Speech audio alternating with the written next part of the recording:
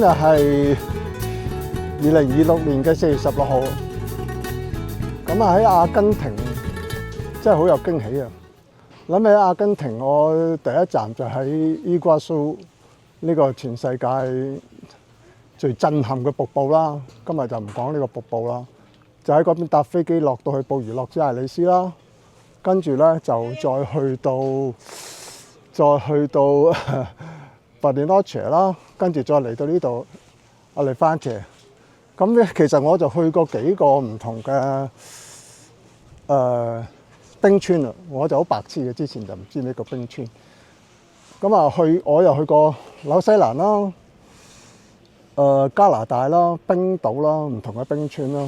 咁啊揾隻腳踩過上去啦。但係呢個冰川就好特別嘅啊。咁我而家都約略介紹俾大家睇咩叫冰川啦。咁而家睇到好遠嗰啲位啦，一大堆呢個係一嚿冰。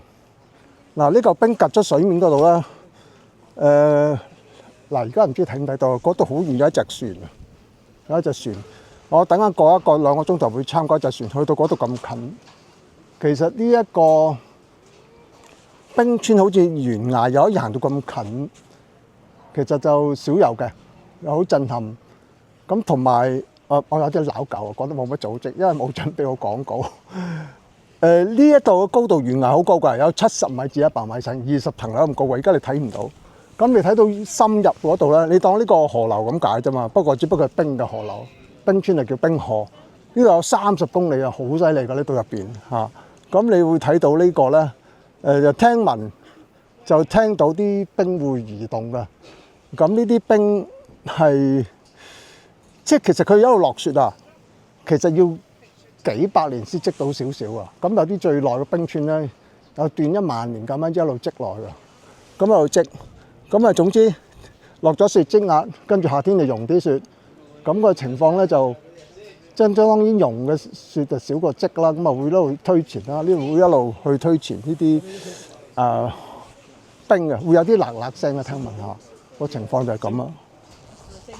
咁啊等下落到下低嗰度有1個鐘頭嘅船，就可以介紹俾大家睇下呢個冰川。因為呢個冰川其實我覺得就係好震撼嘅，同埋好大嘅。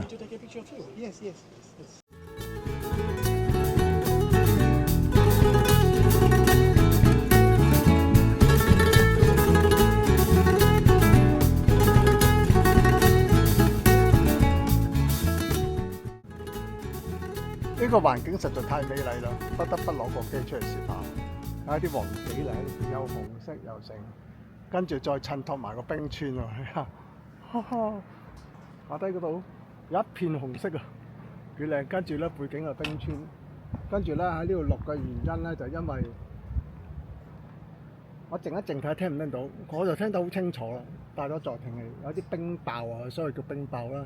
嗰啲冰會裂出嚟，跟住跣咗落海嗰度。不過但係又睇唔到喎。咁而家喺度睇下啦。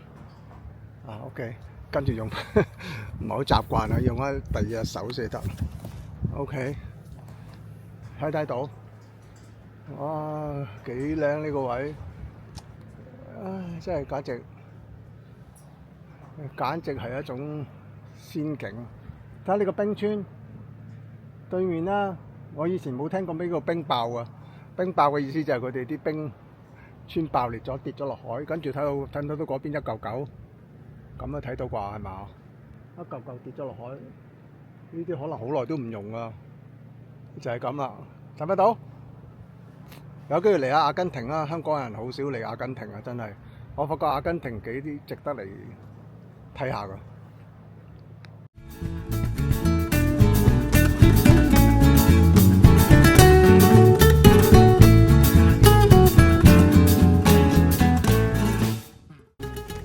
如果以睇冰川嚟講咧，我覺得呢度算係唔錯㗎，呢個環境。佢比喺少女峰上邊啦，少女峰上邊嗰個我諗就係一個冰川啦。咁你睇到而家我哋視線都好遠下㗎。不過但係今日嘅天氣咧就有少少，你睇下嗰邊好似想落緊雨咁啊嗰邊。咁好似有少少變化緊。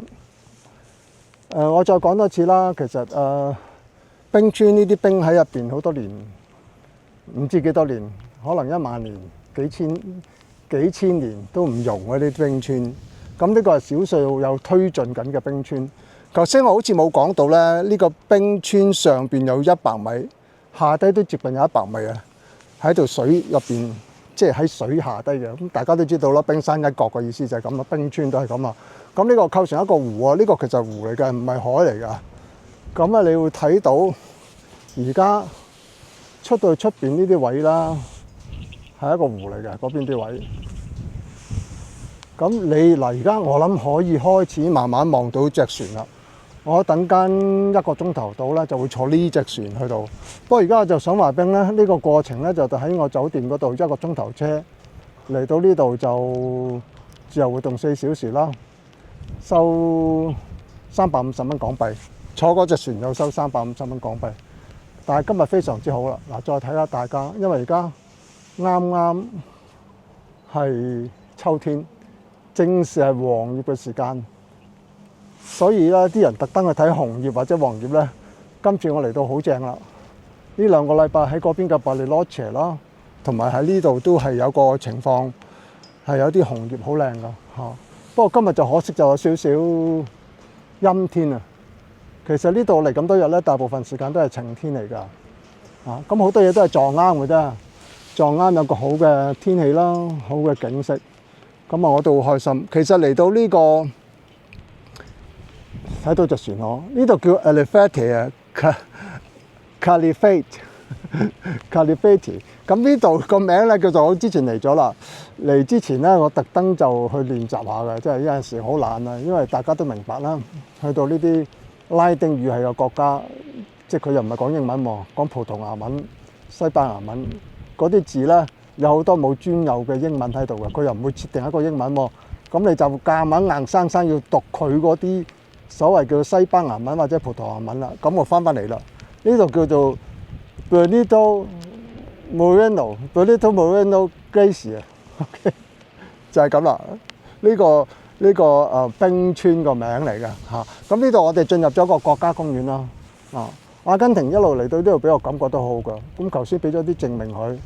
就慳咗200幾蚊港幣嘅入場費啦，因為我俾咗張好求其嘅運輸處出嘅傷殘巴士證，就係咁啦。咁同埋呢度咧，再要講講啦。而家開始熱到身啦。咁你見到呢度嗱，睇到地下嗰啲係網，我相信過多1-2個月或者過多1-2個禮拜咧，就落雪。呢度積咗好多雪，呢啲設計完全係防雪嘅。咁啊踎低少少俾，哎呀我踎唔到。呢啲係啲網狀嘅嘢，咁呢度咧佢就全部都好有心思啦，設計得好靚啦，嗰個工程嘅質素都好啦，就我諗有300米到啦，由嗰邊一路殺到過嚟呢邊 ，OK， 有啲彎彎曲曲嘅樓梯咁樣可以俾你上，喺唔同嘅角度影相，好鬆動。不過但係我而家都唔知道呢個時間係咪旺季啦？我諗唔係啩，我都唔知啊。因為有太多資料要搜集。咁仲有啲咩補充啊？因為而家盡量習慣下咧，整片咧就多少少講嘢，習慣下自拍去講嘢啊。咁啊，等啲影片會好啲啦。希望日後可以將佢擺上 YouTube 啦。好啦，今日介紹到而家為止啦。希望下次講嘢暢順啲、流利啲。